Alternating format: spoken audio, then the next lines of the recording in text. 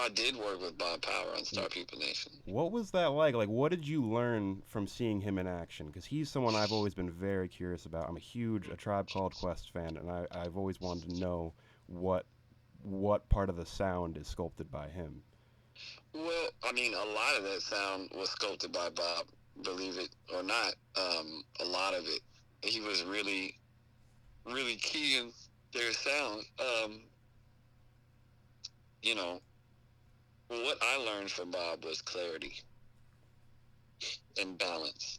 And I think before that, I'd always make an album that was heavy on one end and not on the other, or where I was sacrificing a lot of clarity to get through different sounds. Now, Star People Nation has a very unique, B level loudness sound because of clarity. So there's a lot I gave up from the original mixes and demos to understand and learn what Bob Powers does. Um, but now understanding that, I was able to make, it reflects in the latest album that it's more heavy. But I learned how to make the sound very clear and have a lot of clarity with Bob Power and make everything fit in a way that's still listenable and digestible, and Now, it doesn't hurt your ears. I learned how to make the music not hurt your ears. now, does a lot of that information come across specifically when in the mixing and mastering process, or did he have a lot to say about more like less hip hop producer, but more like the classic idea of a producer where he's kind of giving you ideas to bounce off of what you're working on while it's being recorded. Um, well, I didn't. He didn't track the record. He only mixed it. So when it Okay. came to him, it already had been through multiple levels of mixing. Of course, he started over, but it already been to a certain place and back.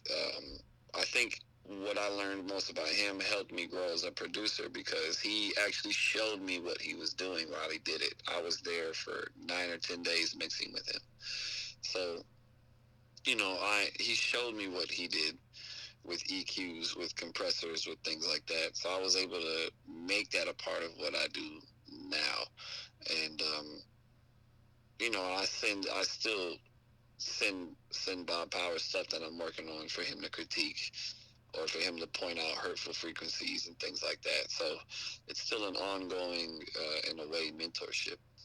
Yeah, I mean, I can't imagine just even just to be a fly on the wall seeing him work. I feel like you must learn so much. So I mean, I mean, I sat there the whole time yeah, and asked lots of questions. I mean, we have different styles, and we don't agree on everything, and there's different, he has a very specific sound that he wants and wants to go for, or I would say very specific parameters that he uses, and you know, it was interesting to see my music fit in those parameters, which wasn't necessarily what I wanted, but I did want that clarity. So I took it as an opportunity to learn what he does and what he's doing, and I certainly used all of that on this newest project that I mixed. I had another engineer mix it with me, but we mixed it together. yeah. I mean, So oh, I'm sorry. Go on. Rob really helped me go from watching somebody mix my shit to being able to mix my own shit and having somebody else help get it to wherever I didn't understand. Yeah, and I have to imagine that even when you do hear him do his thing and you have notes, just seeing it done at such a high level and finding out your difference in opinion lies to him teaches you a lot about what you like to hear. I mean, I imagine Yeah, you might not have exactly. even thought of certain things that you would want different until you heard what you want different from Bob Power's mix. I mean, Right. you probably saw things in the mix that you wouldn't have seen before, and like I Exactly. And those things create a type of clarity that I've always been trying to achieve. So that album, Star People Nation, is very clean. It's very clear. It's very shiny. This album, I wanted that same thing, but I wanted it to have a lot more depth and than I gave the last one. But also, the difference is this was Star People Nation was done mostly digitally, mixed digitally.